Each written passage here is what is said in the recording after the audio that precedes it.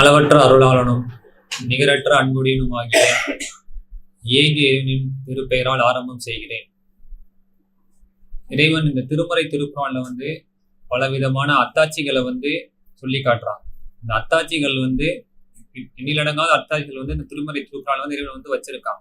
அதுல ஒண்ணுதான் இந்த வானத்தை தூணின்றி படைச்சேன்னு சொல்லி இறைவன் சொல்லி காட்டுறான். 13வது அத்தியாயத்துல 2வது வசனத்துல இறைவன் சொல்லி காட்டுறான், உங்கள் பார்வைக்கு படக்கூடிய தூண்கள் எதுவுமின்றி அல்லாதான் வானங்களை உயர்த்தினான். பிறகு தனது ஆட்சி பீடத்தை அமர்ந்தான். மேலும் அவன் சூரியனையும் சந்திரனையும் ஒரு நியத்திக்கும் கட்டுப்படும்படி செய்தான்.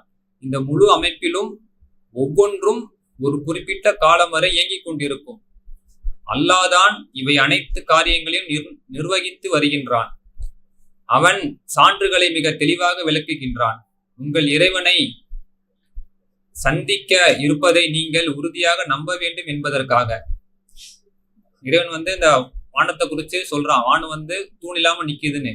உதாரணத்துக்கு ஒரு பில்லர், ஒரு பில்டிங் கட்டணும்னா ஒரு பில்லர் வைக்கணும். அந்த பில்லர் புவியீர்ப்பு விசைக்கு எதிராக செயல்பட்டு அந்த பில்டிங்கை தாங்கி நிற்கும். ஆனா இவ்வளவு பெரிய வானம் தூண் இல்லாம நிக்குது, எந்த விதமான சப்போர்ட் இல்லாம நிக்குதுன்னு பார்க்கும்போது அத்தாட்சி ரீதியா பார்த்தாலும் சரி, ஒரு அறிவியல் ரீதியா போனாலும் சரி, இதை டார்க் எனர்ஜி, டார்க் மேட்டர்ன்னு சொல்லுவாங்க. அதாவது நம்ம கண்ணுக்கு தெரியாத ஒரு பொருள் அதை தாங்கி கொண்டிருக்கு. அதை அறிவியலாலும் கண்டுபிடிக்க முடியாது, நம்ம கண்களாலும் பார்க்க முடியாது. இந்த டார்க் எனர்ஜி, டார்க் மேட்டரை சொல்ல போனா உதாரணத்துக்கு சொல்ல போனா புவியீர்ப்பு விசை இருக்கும். இந்த புவியீர்ப்பு விசை பூமிக்குள்ள மட்டும்தான் இயங்கி கொண்டு இருக்கும். பூமியை தாண்டி வெளியே போயிட்டா இந்த புவியீர்ப்பு விசை இயங்காது. அந்த புவியீர்ப்பு விசை இல்லாம மனிதன் பூமியை தாண்டிட்டானா மனிதன் மிதக்க ஆரம்பிச்சிருவான் அந்த பூமியில. அந்த மிதக்கக்கூடிய பூமியில சூரியன் இருக்கு, நடுவுல பூமி இருக்கு, அதுக்கு ரெண்டுக்கு நடுவுல நிலா இருக்கு. இந்த நிலா எப்படி ஒரு குறிப்பிட்ட புவியீர்ப்பு விசை இல்லாம அது எப்படி தன்னுடைய அந்த குறிப்பிட்ட அளவுல கரெக்டா சுத்தி வருது. அந்த பூமியை பாத்தீங்கன்னா அதுக்கு நம்ம கண்ணுக்கு தெரியாத பல விதமான விஷயம் இருக்கும்.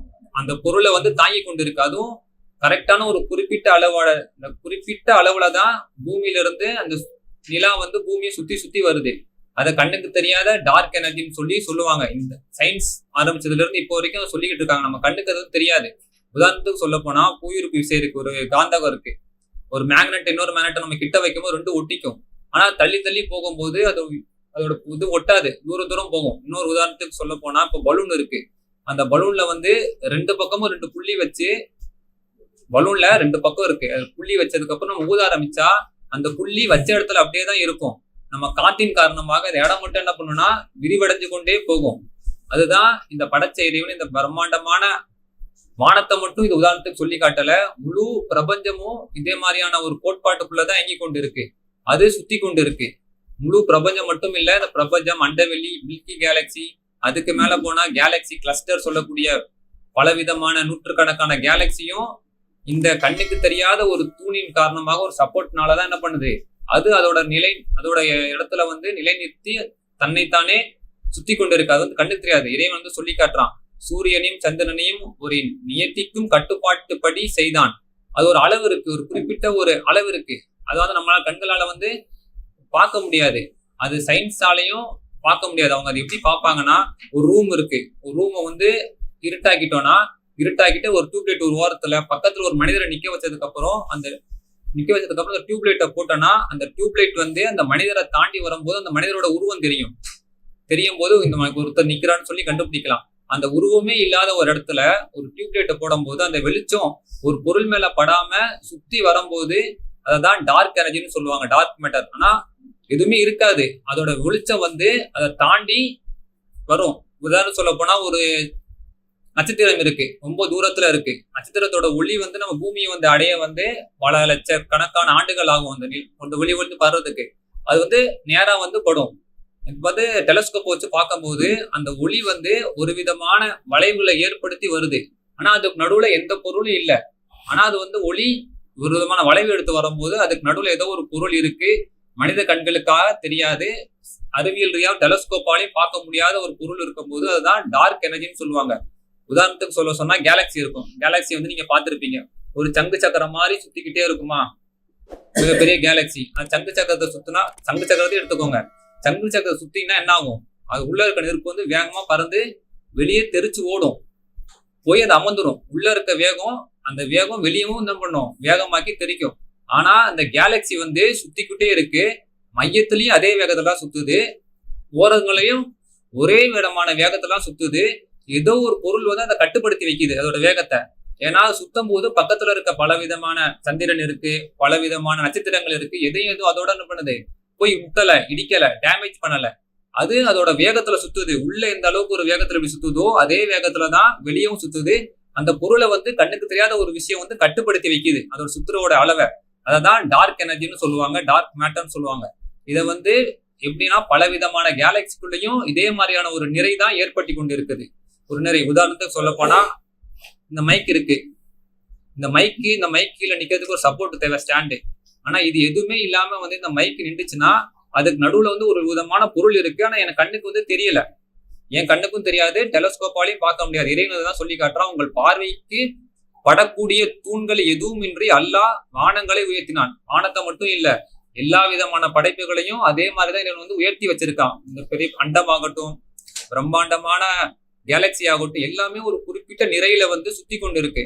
இப்ப சூரியன் இருக்கு, சூரியனுக்கு பக்கத்துல மெர்க்குரி இருக்குமா, அது ஒரு வேகத்தை சுத்துது. அடுத்த 2வது துணைக்கோள் இருக்கும், 3வது கோளாக பூமி இருக்கு, பூமி ஒரு குறிப்பிட்ட வேகத்துல சுத்துது.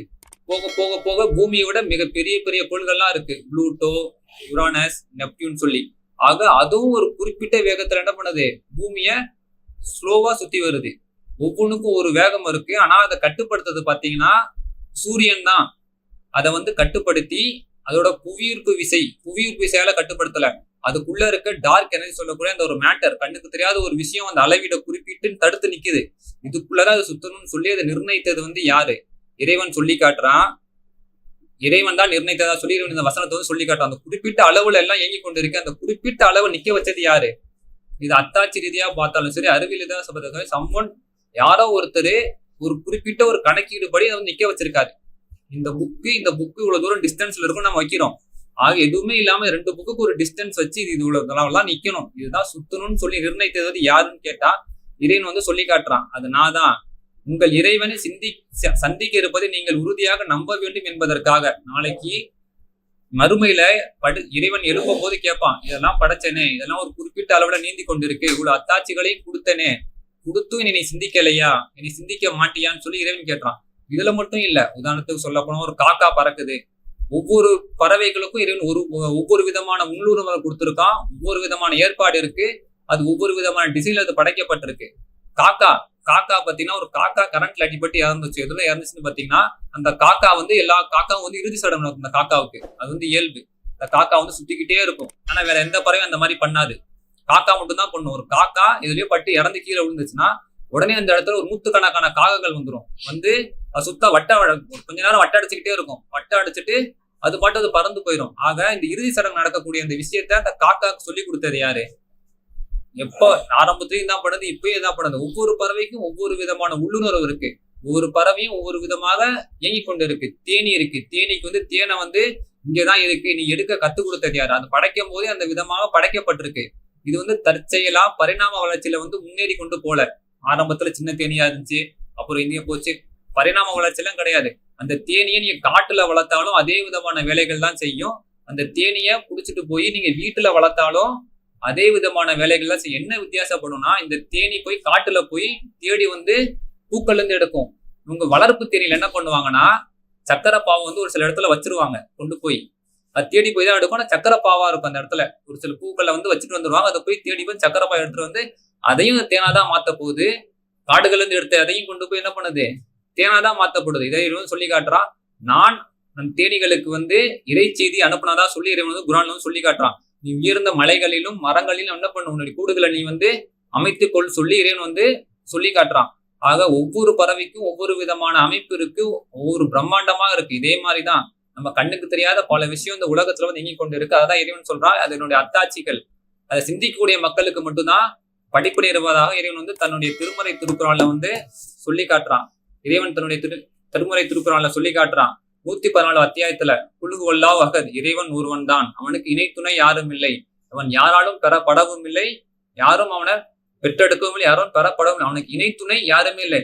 ஏன்னா எல்லாத்தையும் ஒரு கணக்கிட்டுல படைச்சு அது பாட்டு இயங்கிக்கொண்டே இருக்குது.